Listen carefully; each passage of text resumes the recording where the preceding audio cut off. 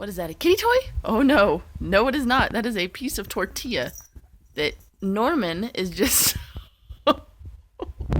so beside himself. Here, you want help? Okay. Did I ruin it?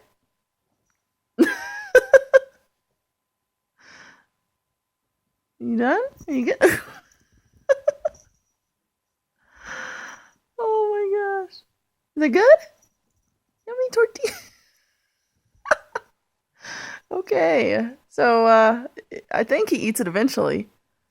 But for right now, it's just, a source for his entertainment.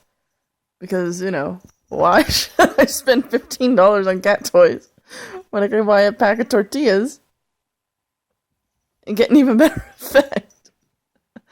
Granted, it leaves crumbs all over my couch, but you're having fun, aren't you?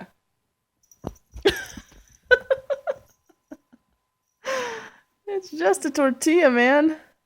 It's just... Oh my goodness. This has been going on for about 15 minutes.